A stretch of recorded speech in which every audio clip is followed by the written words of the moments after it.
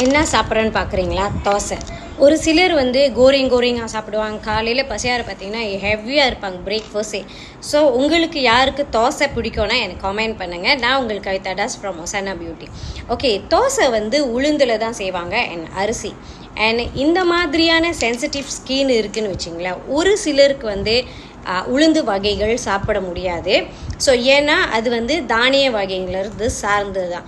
So உங்களுக்கு வந்து தோசை, இட்லி, சாம்பார் எல்லாம் ஒத்து வருதா இல்லையான்னு இண்டிவிஜுவலாக வந்து ஃபுட் ரிசர்ச் பண்ணி பாருங்கள். ஸோ உங்களுக்கு ஒத்து வருந்தால் நீங்கள் தோசையை வந்து சாப்பாடு எடுத்துக்கோங்க, டெய்லி சாப்பிட்லாம். ஓகேங்களா? ஏன்னா எண்ணெய் கிடையாது, ஜஸ்ட் வந்து உளுந்தில் செய்கிறது ரொம்ப நல்லதும் கூட. ஸோ பிரேக்ஃபாஸ்ட்டாக கூட எடுத்துக்கலாம், நைட் டின்னராக கூட எடுத்துக்கலாம்.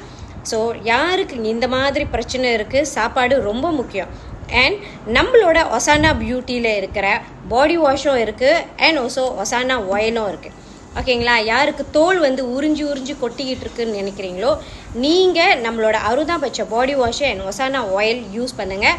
ஸ்கால்ப்புக்கும் யூஸ் பண்ணலாம் நம்மளோட ஆயிலு, அண்ட் ஆல்சோ நம்மளோட பாடிக்கும் நம்மளோட ஆயிலை யூஸ் பண்ணலாம். ஏன்னா இந்த ஆயில் வந்து லிம்பாப்பாக்கும். ஓகேங்களா? அந்த தோல் அறுப்பு, அதுக்கப்புறம் தோல் உறிஞ்சி கொட்டிக்கிட்டே இருக்குது, இதெல்லாம் குறைஞ்சிக்கிட்டே வரும்.